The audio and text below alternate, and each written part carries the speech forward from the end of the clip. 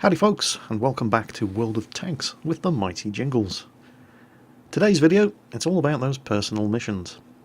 Well, it is and it isn't, because I have actually given up trying to play to get these individual missions completed. You might remember I put a video up in the Tog 2 on Malinovka where I actually completed every single requirement for the Relentless Raid heavy tank mission. Do at least 1,000 hit points worth of damage to the enemy team and participate in a successful capture of the enemy base. Yeah. In a Tog. Well, I ticked all the boxes, but the game refused to give me mission completion anyway. And it's partially because of things like that, but it's mostly because a lot of these individual missions are actually counterproductive to, winning the game. You see people doing some of the most dumb things, and you know it's because they have a certain mission that they're trying to complete, at the expense of actually winning the game that they're playing. And so I don't bother trying to get these missions complete. I still don't even have the Stug 4 from the first set of individual campaign missions, and I don't anticipate ever getting it. Now I mostly play without even knowing what current mission I'm running. If the mission happens, fantastic. If it doesn't, who cares? So, here we are, unfortunately, on Himmelsdorf in a Tier 10 match in the Rheinmetall Borsig. The kind of machine that excels in camping behind bushes and using its fantastic camo rating to strike fear into the enemy from afar. And that just isn't going to be happening very often in this machine with this matchmaking on this map. And World of Tanks spotting system isn't helping either. Here comes a bulldog, he's spotted, he's spotted, he's spotted, he's not, I fire, oh he's spotted, yeah it missed, of course it did. And of course he spotted me, so now I have to pull back, because Borsigs that get spotted very, very rapidly become dead Borsigs. What you saw happen there was the way World of Tanks spotting system actually renders enemy vehicles. The further away that vehicle is from you, the less often the game updates the position of the vehicle, so that's why it missed. Frustrating, but nothing you can do about it. That's the way the game works. Although they are looking into increasing the rate at which the game refreshes vehicles that have been spotted. So you shouldn't, whenever they come around to implementing this change, you shouldn't run into situations like that where there's an enemy vehicle right in front of you in spotting range, but it's going to take the game another quarter of a second before it refreshes his position and actually shows him to you. So situations like that shouldn't happen as often whenever they come around to implementing this change. Now, Quickie Baby's been killed, thanks to that T-71 running away and abandoning him. So I'm not anticipating getting an awful lot of backup, but this is one of the few places you can actually put the range and the accuracy at range of the Borsig's gun to use. This T-62A needs help, and I'm not anticipating surviving here for very long, but decent amount of damage. The gun on the Borsig, oh, bollocks. Okay, now I'm dead. Gun's damaged. At that range, though, I can still hit a T-34. And he has a very, very, very slow reload. But it's not slow enough. And I'm going to get one more shot into him. And, oh. Well, thank you, artillery. I'm still in this game. And the T-62A is still alive, so, okay, I wasn't planning on wasting a repair kit when I was about to die, but since I'm still alive, put a shot into the AMX, pull back again, make sure nothing else is popping up around the flank. T-62A is still alive. It looks like I'm no longer in immediate danger of dying, which is nice. Well, the 5120 has been finished off by the T-69, and again, this is a tough game for a T-69. He's a medium tank, tier 8, doesn't have an awful lot of armour, and his gun has terrible penetration, and it's a tier 10 match on Himmelsdorf. And he did play a good game, unfortunately. He was a massive arsehole about it. Just pay attention to chat and you'll see what I'm talking about. Now, we know there's a Foch down there. He's on the other side of the warehouses, lining the railway line. Alright, quick look around. T-62A is moving up. What is it about that you see so often in World of Tanks, where it's the biggest arseholes in the game are the guys with the best stats? It's one of the reasons why I get along so well with players like Quickie Baby and Circon, because they're the best players in World of Tanks that I know, but you never see them acting like this T-69 driver does in chat. They're proper gentlemen. Anyway, the T-62A has buggered off, and I'm the only one on this flank now. There's a Foch down there. Oh, crap, crap, crap. Ooh, that was a spot of luck. Snapshot, fired, hit, damaged, and blew his tracks off. And because I blew his tracks off as well as damaging him, that's what kept me alive there, because the Foch has a terrible, terrible firing arc. He just wasn't able to point the gun at me.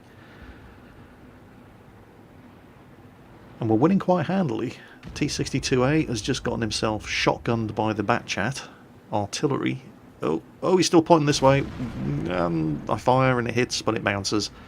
More importantly, however, he doesn't get to shoot at me. I'm a one-shot kill now for just about everything on the enemy team in this game, so I can't afford to take another hit, but I need to keep this guy spotted. T-71 is making a move on their artillery. And I'm anticipating that because of that, the Foch is going to turn around and he's going to go and deal with the T-71. T-71 attacking the Batchat artillery, he's killed him.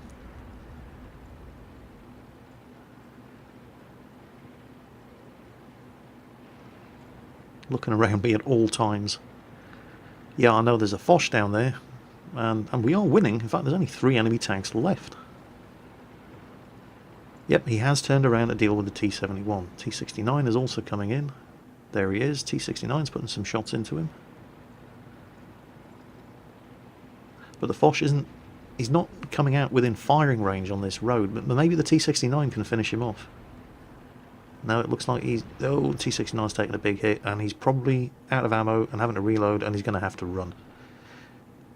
Now, unfortunately for me, the remaining 2 tanks on the enemy team, T-57 Heavy, who I did anticipate coming, and the spotting system didn't actually let me down that time, and the enemy E-100 are all coming down this way as well. Oh, crap. And the only thing with me here is that T-69. And he's running away because he's reloading.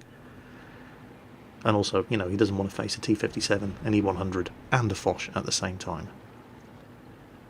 There's not an awful lot left on our team. We could still lose this. They've managed to pull the scores back, 12-11. There's the Foch. Got him. Now, there's 4 of us against 2 of them. But it's a T-57 Heavy and an E-100. And now they know where I am, and they know what kind of health I'm on. And I might just be a Tier 8 tank destroyer in a Tier 10 match, but I have a very, very, very nasty gun, so they're going to want to kill me first. And yeah, they're not stupid. I thought I might be able to overmatch the side armour of the T-57 Heavy, but no. So that's me done. But artillery, once again, comes to my aid and nails the T-57 Heavy. So there's just the E-100 left. Okay, I was never going to survive that, even if the artillery had fired a fraction of a second sooner. If the T-57 Heavy hadn't killed me, the E-100 would have. In fact, I think the E-100 did. But now, it's a pair of Tier 8s and artillery against an E-100. And the T-69 driver may have been a massive dick, but he wasn't stupid. And he's not going to face off against an E-100 from the front. I've never driven a T-69, but I thought they were a bit faster than this. This guy does not seem to be moving that quickly. I wonder if he had a damaged engine. But anyway, he's making intelligent use of what concealment is available to try to get away from this E-100.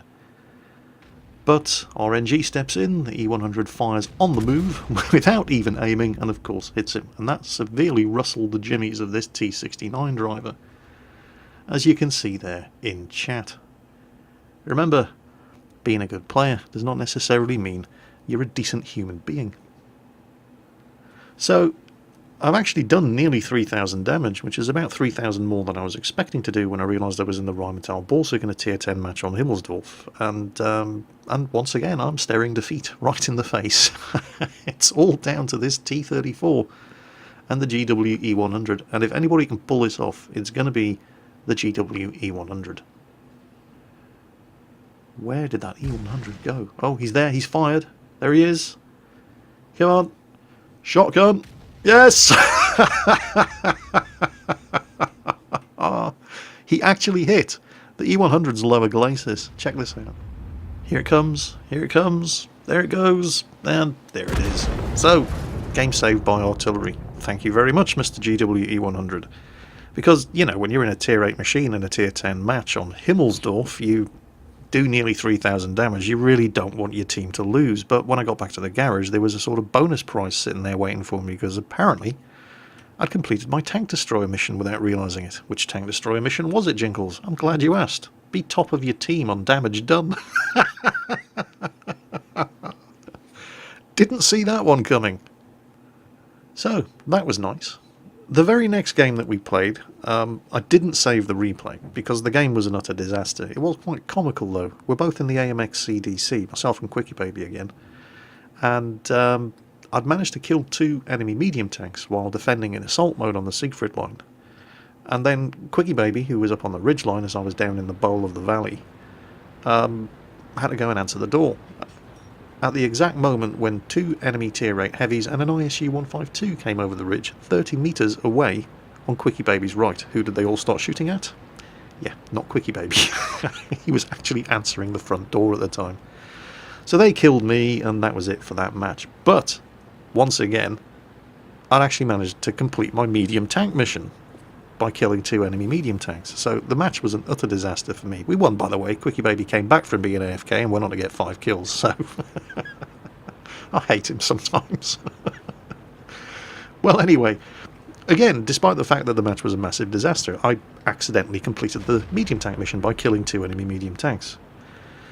So things were going very, very well. And then we jumped into the M103s. Now, Ike had joined us at this stage, and he's heading into the town while myself and Quickie Baby are sweeping around the flank to the west. Now, this is quite unusual for me. Generally, if I'm in a heavy tank, particularly a top-tier heavy tank, as I am here in the M103, on this map I head into the town, but there's plenty of tanks have gone into the town, and the M103 is one of the more mobile of the heavy tanks in the game. So I put a shot into the Object 430, pull back as the T-54 comes out, 430 bounces, the T-54 misses. From this point on, things do start to get a little bit frustrating. Quickie Baby pushes up very aggressively. He wants to finish off that T-54. I'm paying attention to the Object 430, thinking he's going to try to make a run down and get on our flanks, but he's not that stupid. He would just die. Move up. Oh, Centurion. Not an awful lot to shoot at. Was lucky to actually hit the guy there, but done some more damage. Quickie Baby is trying to focus some fire on that T-54, and he's yelling for backup. And this is what I'm talking about here. He's like, well, come on, shoot him, shoot him. I am trying to, but there's this M103 in the way. It's not his fault, of course. He's manoeuvring to avoid taking return fire. But every time he does move to avoid getting hit, he keeps driving his tank right in my line of fire. So, and again, not his fault. He's in front, I'm behind. I can see where he's manoeuvring, he can't see where I'm manoeuvring. So it's my responsibility to manoeuvre around him. I should have probably moved on his inside rather than his outside. But anyway, the T-54's dead. Now the Centurion. Terrible side armour. Kill him. Turn around to deal with the 430. He gets one shot into me. I take a hit from behind. But this guy's now dead meat. And bang, there we go. So now we've won the flank. Now we have to push on and basically develop the attack into the enemy base. What do they have up there? A T-44 and an SU-100M1. Possibly there's more up there, but at the moment we know there's an SU-100M1 and a T-44. We've got a lot of tanks on this flank, so we're going to continue pressing the advantage. Now, I stopped to look at the map because I noticed that Ike in his M103 has just died in the town. And the situation in the town, down there in the southeastern corner of the map, doesn't look too bad. It's funny how quickly a situation can change in World of Tanks, isn't it? Just keep one eye on that map as we push forward and try to... oh look, T-29 as well. Well, he's only a tier 7 heavy. We're in tier 9 heavies and we have a lot of backup. So we continue pushing forward. It would be stupid not to in this kind of situation. Particularly since the situation in the town is going to go pear-shaped very, very quickly. No idea where that shot went. Almost fully aimed, didn't even hit the T-29. Keep one eye on the map. Look at what's going on in the town. It's amazing how quickly things can go from doesn't look too bad to utter disaster in World of Tanks. Quickly as that, we've just lost the town. So, it's decision time. The enemy team are going to come streaming out of the town and they're going to attack our base. So, we're going to need to defend the base, but at the same time we're in a position to put pressure on their base. So we do in fact decide to do both. Quickie Baby's going to turn back and attempt to slow them down attacking the cap. Meanwhile, we're going to put pressure on their cap and maybe force them into splitting their forces, and that's when I take a big old hit.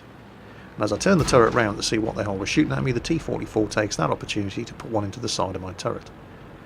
I think it was the enemy Jagdpanther 2 who hit me with that big shot, just as I started pushing into the enemy base here. But the T-44, he is dead meat. No sign of where the SU-100M1 has gone. Plant one into the T-44. The AMX CDC on my right is probably going to finish him off before I can reload. I'll try to close in for a ram anyway, but yeah, the CDC finishes him off. So what we're doing now is we're doing two things at the same time. We're putting pressure on their base, and yep, that was a Jagdpanther 2. But we're putting pressure on their base and forcing tanks like this Jagdpanther 2 to come back and deal with that threat, which is diluting the attack that's going in on our own base, and Quickie Baby has gone back to deal with that. I'm not interested in actually capping here. You know, I want to kill more tanks and do more damage. But the fact that we're actually sitting here on top of their base is forcing tanks that could have been attacking our base to come back and deal with us. Jagdpanther 2, after being spotted in the middle of the open field there, did the only sensible thing he could and moved forward to get under a line of fire, and oh look, there's the SU-100M1. And not anymore, and we've also killed the Jagdpanther 2. However, they are capping our base, and there is an awful lot of them up there, so maybe I really should start capping. Yeah, IS-3 in the cap. Well, okay, KV-4 trying to come back and reset. I'm going to reverse into the cap. If I need to, I can always drive out of the cap. And from here I can still shoot at that KV-4, who's the only other thing that is actually within shooting range, or at least he will be when he gets spotted again. There he is. And it bounces. Well, it is a KV-4. This is where my luck kind of went a little bit south here. I've got side shot. I mean, he is angled a bit, but he's not angled that well. And that's when I suddenly realised, hang on a minute, do more than 1,000 damage and participate in the successful capture of the enemy base? Am I finally going to get this bloody heavy tank mission done? I've had this mission for something like 2 months. Yes! I've done it! 3 missions, one after the other, without even really trying to get it done, at least until the last one, which I only realised was going to happen in the last couple of seconds of that game. So, Quickie Baby, top on damage done. Not really surprising, but somehow I managed to come top on experience earned, which is nice, and heavy tank mission Relentless Raid completed, participate in a successful capture of the enemy base and do over 1,000 damage. Didn't see that one coming, and it's just typical, isn't it, that after weeks upon weeks upon weeks of trying to get these missions done and eventually giving up, suddenly 3 missions complete, one after the other, without even trying. World of Tanks, you so silly. So I think I'm on a roll here. I'm unstoppable. Let's try to get a light tank mission done. Spot 2 enemy tanks before they spot you. M41 Walker Bulldog, tier 9 match on the Siegfried line, but there's only 2 tier 9s on the enemy team. This shouldn't be too difficult. Unspotted enemy Tiger 2 says, that's a nice ammo rack you've got there. Would be a real shame if something would have happened to it. Bugger. Take care, folks. I'll catch you next time.